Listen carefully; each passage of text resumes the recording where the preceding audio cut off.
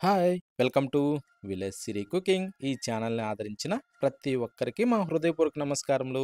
ఇవాళ చాలా మంచి రెసిపీతో మీ ముందుకొచ్చానండి. చాలా అంటే చాలా బాగుంది. ఒక్కసారి ఈ విధంగా చేసి చూడండి. వేడి వేడి అన్నంలోకి గానీ, చపాతీలోకి గానీ, బిర్యానీలోకి గానీ, ఇంకా పరోటా, పూరి దేనిలోకైనా సరే టేస్ట్ మాత్రం అదిరిపోయిందండి. ఒక్కసారి ఈ విధంగా బీరకాయతోని పల్లికారం చేసి చూడండి. టేస్ట్ మాత్రం చాలా బాగుంది. ఎలా చేయాలో మన కిచెన్‌లోకి వెళ్దాం. నేనైతే ముందుగా ఒక 2 బీరకాయలు తీసుకొచ్చాను. అవి మంచి లేత కాయలు తీసుకోవాలండి. టేస్ట్ చాలా బాగుంటుంది. నోట్లో పెట్టుకోగానే కరిగిపోయేలాగా ఉంటుందండి. ఈ విధంగా మనం లేత కాయలు తీసుకోవాలి. మనం ఎప్పుడైనా సరే బీరకాయలు తీసుకున్నప్పుడు ఒకటి మాత్రం ఖచ్చితంగా చెక్ చేసుకోవాలండి. బీరకాయని కోసిన తర్వాత కొద్దిగా అలా తుంచి నోట్లో పెట్టుకొని చెక్ చేసుకోవాలి.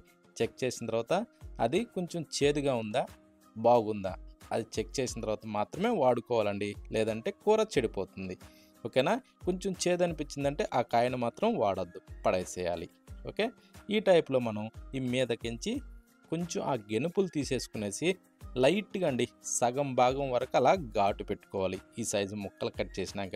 అంటే 2 ఇంచు ముక్కలు ఆ టైప్‌లో కట్ చేసుకోవాలండి. ఇలా ఘాట్లు పెట్టేసుకునేసి ఘాట్లు పెట్టిన వాటన్నింటిని తీసి ఒక ప్లేట్‌లో వేసుకోవాలి. ఇవి కట్ చేయక ముందే మనం బీరకాయని కడిగి పెట్టుకోవాలండి. కడిగిన తర్వాత మాత్రమే కట్ చేసుకోవాలి.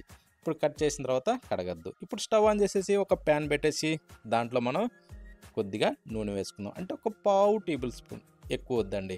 దాంట్లో ఒక చిన్న కప్పు వేరుశెనగ పప్పులు వేసుకోవాలండి. అవి కొంచెం ఎక్కువ తక్కువైనా ఇబ్బంది ఏం లేదు. ఎండి కొబ్బరి కూడా ఒక 2, 3 స్పూన్ల మందం వేసుకునేసి ఇప్పుడు వీటిని మనం మంచి సన్న మంట మీద మంచి ఎర్రగా వచ్చే విధంగా ఎరడాలుగా వేగనిచ్చుకోవాలండి. ఈ ఎంత బాగా వేగుతాయో రుచి అంత బాగా వస్తుంది. ఓకేనా? దీంట్లోనే ఉంది. కాబట్టి వీటిని మనం మంచి ఎర్రగా దోరగా వేగనిచ్చుకోవాలి. ఇలా వేగిన తర్వాత ఇప్పుడు వీటిని తీసి ఒక ప్లేట్‌లోకి వేసుకోవాలి. ఈ విధంగా ఏందంటే మనం ఫ్రై చేసిన వాటన్నిటిని తీసి ఒక ప్లేట్‌లోకి వేసిన తర్వాత ఇప్పుడు అదే ప్యాన్‌లోనే ఏం చేద్దామంటే మరి కొద్దిగా నూనె వేసుకోవాలండి. ఆ నూనె కూడా ఇప్పుడు ఎక్కువ శాతం అవసరం లేదు. కొద్దిగా వేసుకుంటే సరిపోతుంది. ఒక సగం టేబుల్ స్పూన్ దాకా. ఇప్పుడు కట్ చేసిన ఉల్లిపాయలు ఒక రెండిటిని చిన్నగా సన్నగా కట్ చేసి అందులో వేసుకునేసి వెల్లుల్లి రెమ్మల్ని తోలు తీసి అందులో వేసుకోవాలి. వేసిన తర్వాత ఇవి మంచి కలర్ వచ్చేదాకా వీటిని సన్న మంట మీద వేగనిచ్చుకోవాలి. అంటే గోల్డెన్ బ్రౌన్ కలర్ వచ్చేదాకా ఈ ఆనియన్ ఏందంటే మనం బాగా వేగనివ్వాలండి. అప్పుడే వీటికి మంచి రుచి వస్తది. ఏది కూడా మాడకుండా చూసుకోవాలి. మంచి ఎర్రగా దోరగా వేగనిచ్చుకోవాలి. అప్పుడే రుచి బాగుంటుంది. చూడండి ఈ టైపు రావాలండి. ఇప్పుడు స్టవ్ ఆఫ్ చేసేసి వీటన్నిటిని బాగా చల్లారనిచ్చి ఒక మిక్సీ జారీలో తీసుకునేసి దాంట్లో ముందుగా మనం ఫ్రై చేసిన వాటిని అందులో వేసేసుకోవాలి. అంటే వేరుశెనగ పప్పులు, ఎండి కొబ్బరి ఫ్రై చేసిన వాటిని వేసిన తర్వాత ఇప్పుడు ఆనియన్ ముక్కల్ని కూడా దాంట్లో వేసుకుందాం. ఉల్లిపాయ ముక్కల్ని. ఓకే. అవి కూడా ఫ్రై చేసి చల్లారిన తర్వాత వేసుకోవాలండి. చల్లారక ముందు మాత్రం వేయొద్దు. ఓకే. ఎంత బాగా చల్లారితే అంత మంచిది. ఇప్పుడు దీంట్లో చిటికెడు పసుపు వేసేసి 2 టేబుల్ స్పూన్‌లొచ్చేసి కారం వేసుకోవాలి. 2 టేబుల్ స్పూన్‌ల కారం వేసినాక ఒక టేబుల్ స్పూన్ ధనియాల పొడి కూడా వేసుకునేసి రుచికి సరిపడా సాల్ట్ వేసుకోవాలండి. ఒక టేబుల్ స్పూను. ఇప్పుడు దీన్ని మనం మెత్తగా పేస్ట్ చేసుకోవాలి. అంటే దీంట్లో నీళ్లు పోసే అవసరం లేదండి. ఈ టైప్‌లో మనకి గట్టిగా రావాలి పేస్ట్. ఒకవేళ అవసరం అనుకుంటేనే ఒక 4 డ్రాపులు అంటే ఒక టేబుల్ స్పూన్ మందం నీళ్లు పోసుకోవచ్చు. ఈ విధంగా వచ్చిన తర్వాత పేస్ట్‌ని ఇప్పుడు మనం ఏం చేద్దామంటే ఈ బీరకాయ ఏదైతే మనం కట్ చేసి ఘాటు పెట్టామో ఆ ఘాటు నిండా ఈ పేస్ట్‌ని నింపుకోవాలండి. ఆ ఘాట్లో. దాంట్లో పూర్తిగా కూర్చినట్టు బాగా అట్టా లోపలికి అదుముకుంటూ మనం లోపల వరకు పోయే విధంగా ఈ టైప్‌లో మసాలాని నింపేసేయాలండి ఈ పేస్ట్‌ని. ఇలా నింపిన వాటినన్నిటిని తీసి ఒక ప్లేట్‌లోకి పెట్టేసుకోవాలి. ఇది ఏందంటే ఈ టైప్‌లో దాని లోపల ఏం పడతది అని మీకు అనిపించొచ్చు. కానీ ఆ పట్టిన దాన్నే మనం ఇలా చేసేటప్పుడు లోపల వరకు బీరకాయ లోపల వరకు ఉడికి ఒక్కసారి తిని చూడండి రుచి ఎంత బాగుంటుందో. ఈ మిగిలిన పేస్టు ఏం కాదండి. మళ్ళా మనకు అవసరం ఉంటుంది. దాన్ని పక్కన పెట్టేసి స్టవ్ ఆన్ చేసి ఒక ప్యాన్ పెట్టేసుకునేసి దాంట్లో ఒక 2 టేబుల్ స్పూన్‌లయితే ఆయిల్ వేసుకోవాలి.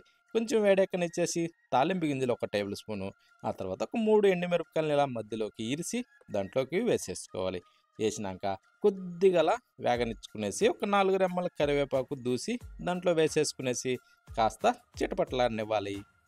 ఈ విధంగా చిటపటలాడిన తర్వాత ఇప్పుడు మనం ఇందాక అన్నీ నింపి పెట్టుకున్న ఈ బీరకాయ ముక్కలన్నింటినీ దీంట్లో పేర్ చేసుకోవాలండి. ఒక్కొక్కటిగా ఒక్కసారి పోసేయకుండా ఒక్కొక్కటిగా ఇందులో పేర్చిన తర్వాత మూత పెట్టేసి ఒక 3-4 నిమిషాల సేపు అయితే ఇలా బాగా మగ్గనివ్వాలండి.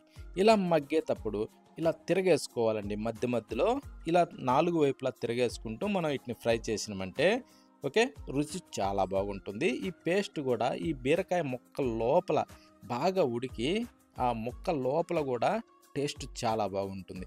ఇందాక మిక్సీ జార్లో మిగిలిన ఆ పేస్ట్ని ఇప్పుడు వేసేసుకోవాలి.